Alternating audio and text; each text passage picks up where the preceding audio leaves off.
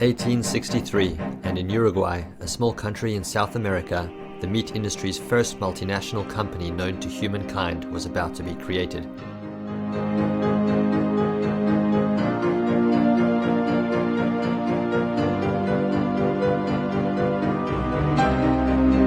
This story involves three main characters. First, the chemist Justus von Liebig, considered the 19th century Newton and the founder of organic chemistry. Then, the chemist Max von Pettenkofer, founder of hygiene as scientific discipline and the father of bacteriology, with whom Liebig did thorough research to come up with practical applications of chemistry to living plants and animals. These two scientists found and engineer Georg Christian Gibbert the entrepreneurial drive and technical capacity needed to turn their research into the industrial manufacturing products they would soon manage to produce and distribute all over the world.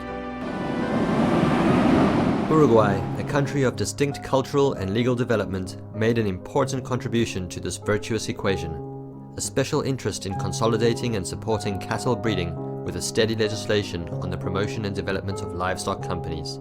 Indeed, it is the only country in the world that shows a cow in its national shield. So, Gibbert settled in Fray Bentos with the Societe Fray Bentos Gibbert Company, buying a huge field of excellent pastures, conveniently located near a deep water port. Georg Christian Gibbert not only designed the industrial processes, but also the machines needed for the large-scale production of the meat extract.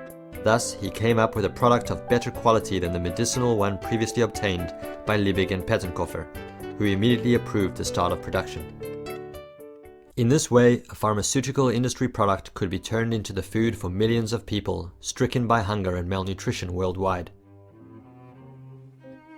Liebig's conditions demanded that the price of the meat extract should be affordable to everyone. In just 3 years, profits were so high that on December 4, 1865, Gibbert, together with a group of investors, founded the Liebig's Extract of Meat Company Limited, or LEMCO, with an initial capital of £500,000 sterling. Such a company was listed on the London Stock Exchange, centralized its distribution operations in the port of Antwerp, and sent its managers on transatlantic trips in its own steamers. All the factories that LEMCO opened around the world included the setting up of chemical laboratories, very similar to the R&D ones used as they are conceived nowadays. This made LEMCO a diversified and avant-garde technological company for its time.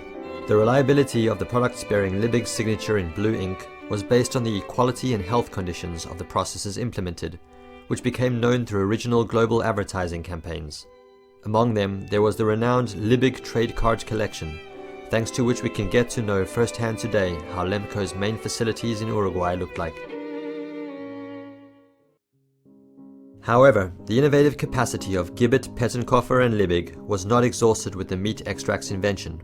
While its production was being launched, Gibbert arrived at the definitive formula for the longed-for mineral fertilizer that Liebig had sought since his early research days.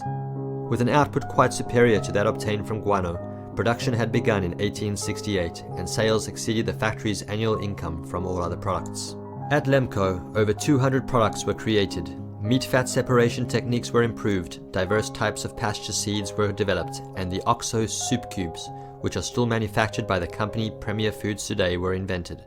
Furthermore, the vacuum packing conservation food method was devised, a significant innovation currently used for marketing fresh meat across the world. This is how Uruguay started to manufacture high-value added meat products, supported by scientific and technological development, thus going beyond the traditional extractive exploitation of raw materials of the American continent. This land has over 400 years of livestock tradition, and LEMCO and the entrepreneurial spirit of its founders are an essential part of its history. The philosophy of those innovators keeps driving us forwards towards the future.